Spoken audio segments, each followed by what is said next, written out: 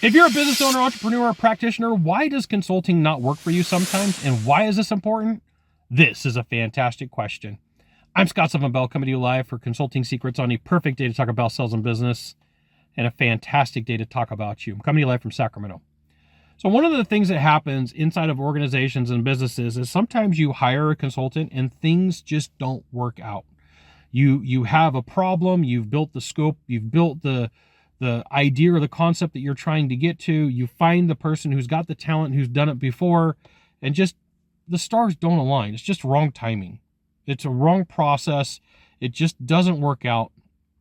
And so it's not something that is to be expected. It's not something that feels good because you've spent the money, the consultant spent the time and the effort to try to fix it. But at the end of the day, it was just a bad set of circumstances and it didn't work out. Does this mean that the consultant's wrong? No. Does this mean that you're a bad person? No. What it means is you got to keep trying again. So there's a thing between failure and success called dwell time. And dwell time is super important because sometimes when we fall down and get a boo-boo or a scrape, it's like, I don't want to get back up. I don't want to get back up because it's uncomfortable or it's painful. Like this is common in personal life. This is common in business life, and you need to know about it. So one of the things that you want to work on is that dwell time. Like what went right? What went wrong? Do a business autopsy, do a marketing autopsy or a service autopsy and figure out what caused this failure. And through some introspection, through some conversations, maybe even with the consultant that you had, like what worked? What did we do that worked? And there might be a list of 5 or 10 things, 3, 5 or 10 things. And like, hey, what didn't work? And occasionally the topic is absolutely going to come up. It was just market timing. It was business timing. It was the way that the trend went. It was the execution was just, it was too late, or the execution was too soon. Not all the time are you going to, like, I don't have a 100% track record. I don't. I would be totally making stuff up if I said that I did. And so, like, I never set that expectation that everything's going to be perfect and that everything's going to go great, because I can't. Like, I would be making stuff up. So be aware that sometimes the timing is just completely out of your hands. Things happen in the marketplace. Things happen with weather. Things happen with governments and tariffs, and like wild stuff happens in life and business. If it was easy, everybody would do it. Now, here's the thing. If you're looking to sell your business in the next 2 to 3 years, or you're looking for some general consulting, you should reach out to the Deal Hotline, 888-DEAL-919, 888-DEAL-919, and a member of my team will get back to you. No deal is too big.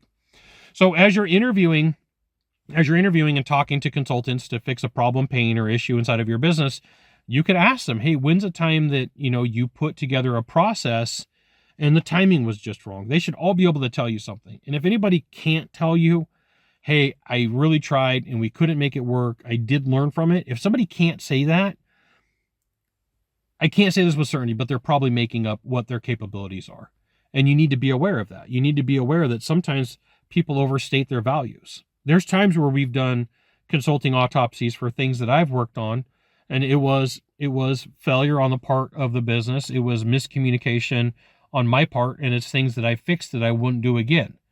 And so, like, this is why I'm saying, like, you have to have this conversation, and someone's got to be willing to say, I fell down. I screwed up. I dropped the ball. Right? Well, if they're constantly blaming the other side and it's like their fault and it was their responsibility and they didn't do what they needed to do, it's going to be hard to believe that, because that's not true in real life. Like, that's what we call fairy tale.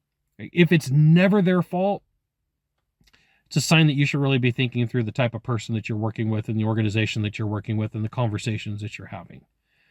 But there is great consulting out there that it a month later, 6 months before would have worked perfectly. Doesn't work today. You just got to know that that's sometimes how it works. And the thing that sucks, it's hard because you're like, I spent the time, the energy, the effort, the money, and even my reputation on this. And at the end of the day, I don't have any proof. I don't have an outcome that I was searching for. That doesn't mean you don't hire another consultant ever again. That doesn't mean you don't ever not work with somebody. What it means is it was the business lottery. And sometimes all of the numbers hit and you win the jackpot. And sometimes you win a few of the numbers. And sometimes you get the song, you get the horn noise and nothing. Like, you can have the goat behind door number 3. Be aware that it's unfortunate. That's how it works. Somebody's got to tell you the truth. You got 1 of 3 things to do from here, just 1 of 3. Find the subscribe button, click on it, and every time I send out a video, you'll get an update. 2, hit follow. 3, share this video with a friend. We'll see you soon. Thanks for watching.